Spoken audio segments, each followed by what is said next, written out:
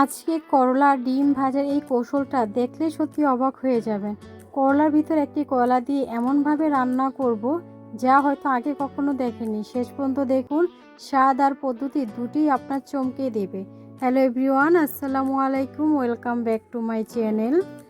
এই নতুন রেসিপিটা যখন আপনারা তৈরি করবেন, বিশ্বাস করেন না কেন ভুলতে পারবেন না এর স্বাদ। তা আমি 2টা করলা নিয়েছি। করলাগুলোকে মাঝখান দিয়ে কেটে নিব। আগে 2 সাইড একটু করে কেটে নিচ্ছি, এখন মাঝখান দিয়ে কাটবো।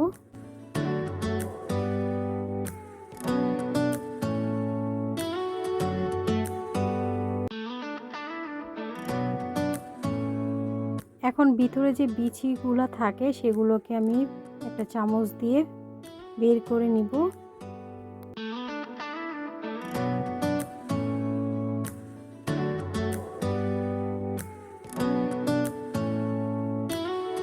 এই তো অনেক সুন্দরভাবে বিচিগুলোকে বের করে নিয়েছি, এখন বাকিগুলোকে বের করে নিব।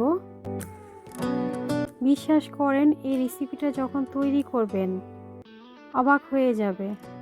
তো আমার সবগুলো বের করে ফেলেছি, এখন ভালো করে ধুয়ে নিব। এই রেসিপিটা যারা ডায়াবেটিসের রোগী আছে তাদেরকে খাওয়াবেন, যাদের হাই ব্লাড প্রেশার আছে তারাও খেতে পারবে। সন্ধ্যায় হালকা খিদে লাগলে এভাবে একটি স্ন্যাক্স তৈরি করে দিতে পারেন, শরীরের জন্য খুবই উপকারী এটা। তা আমার সবগুলো ভালোভাবে পানি চেঞ্জ করে ধুয়ে নিয়েছি। চুলাতে প্যান বসিয়ে দিয়েছি, প্যানের মধ্যে পর্যাপ্ত পরিমাণে পানি দিব। পানিটাকে এখন ঢাকাতে ঢেকে রাখবো বলক আসা পর্যন্ত। আমার পানিটা একদম ভালোভাবে বলক এসেছে, একদম বুট বুট করে ফুটতেছে। এই পর্যায়ে দিয়ে দিব করলাগুলোকে।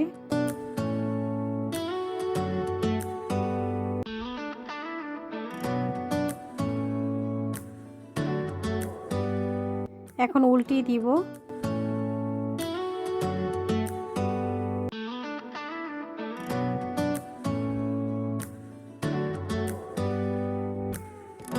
এখন 2 মিনিটের জন্য ঢাকা দিয়ে ঢেকে রাখবো। 2 মিনিটের বেশি রাখা যাবে না, তাহলে বেশি কুক হয়ে যাবে, রেসিপিটা হবে না। এই তো 2 মিনিট হয়েছে, এখন আরেকটু উল্টিয়ে দিব।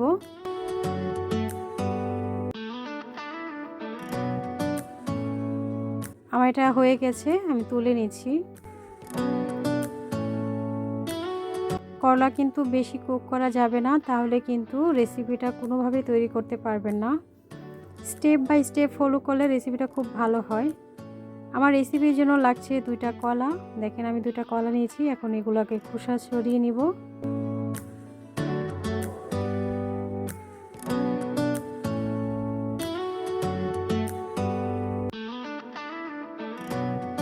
আমার খোসা ছড়ানো হয়েছে।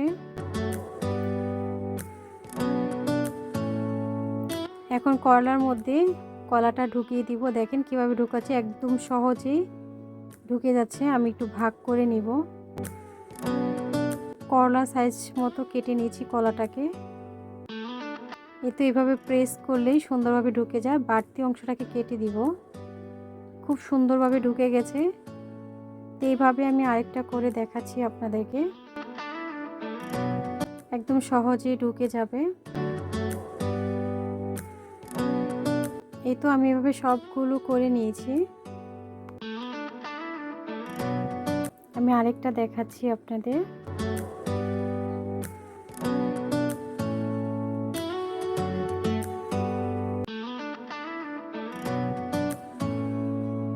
তো করলার মধ্যে কলা ঢুকানো হয়ে গেছে।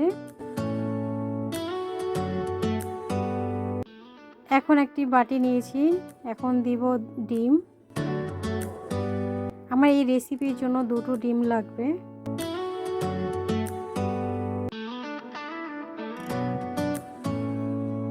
ডিমের মধ্যে দিব স্বাদমতো লবণ, দিব গোলমরিচের গুঁড়ো। ভালোভাবে ফেটে নিব ডিমটাকে, কোনো যাতে লাম্পস না থাকে। স্টেপ বাই স্টেপ ফলো করলে রেসিপিটা খুব ভালো হয় আর খেতে দুর্দান্ত হবে। করলা তো তিতা, অনেকেই পছন্দ করেন, আবার অনেকে পছন্দ করে না। এইভাবে করলে খুব ভালো লাগবে আশা করি। তো এখন আমি এগুলাকে রেগুলার সাইজ করে কেটে নিব।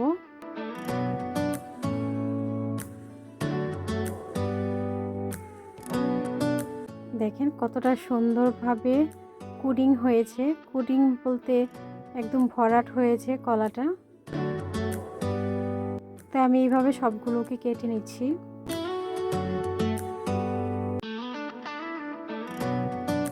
এই নতুন ইউনিক রেসিপিটা যখন তৈরি করে কাউকে দিবেন,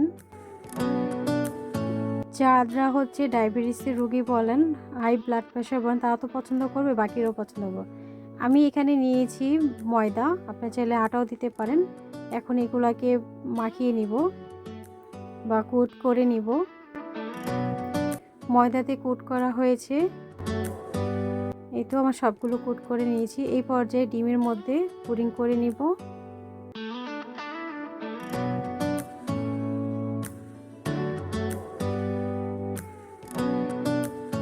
ডিমের মধ্যে চুবিয়ে এভাবে ময়দা দিয়ে আরেকটা কোট করে নিব।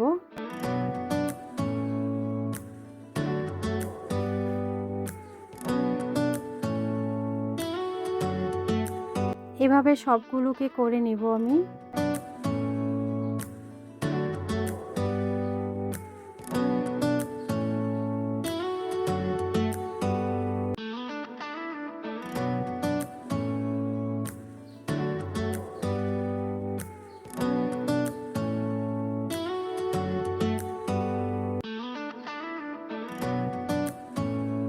এই তো আমার সবগুলো কোটিং করা হয়েছে। আমি এখন চুলাতে চলে যাব। চুলাতে একটি প্যান বসিয়ে দিয়েছি। প্যানটা গরম হয়ে আসলেই এখন দিব তেল। রান্নার সয়াবিন তেল দিয়েছি, অল্প পরিমাণে দিলেই হবে, কারণ এগুলো ডুবো তেলে ভাজার কোনো প্রয়োজন নেই। আমার তেলটা গরম হয়ে বুদবুদ হয়েছে। এই পর্যায়ে আস্তে আস্তে দিয়ে দিব করলাগুলো।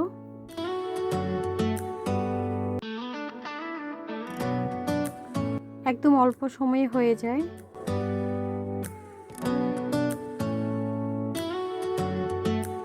এ তো আমার এক পাশ হয়েছে, আমি উল্টে দিচ্ছি।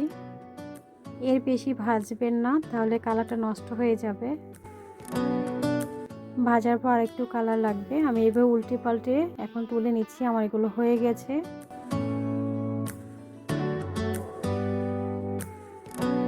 বাকিগুলোকে এভাবে ভেজে নিব।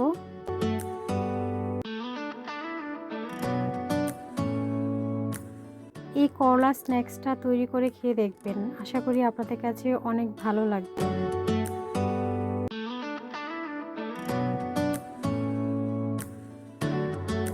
এটা হেলদি একটি নাস্তা বলতে পারেন। সন্ধ্যায় হালকা খিদে লাগলে এভাবে তৈরি করে দিতে পারেন। এই তো এটা আমার ফাইনাল লুক। আমি আপনাদেরকে খেয়ে দেখাবো কেমন হয়েছে এই রেসিপিটা। রিভিউ তো অবশ্যই দিব। একদম মুচমুচে আর ভিতরে একটু সফট। মাশাআল্লাহ, খুব ভালো হয়েছে। আমার ভিডিওটা এই পর্যন্তই। আল্লাহ হাফেজ, আসসালামু আলাইকুম, থ্যাংকস ফর ওয়াচিং।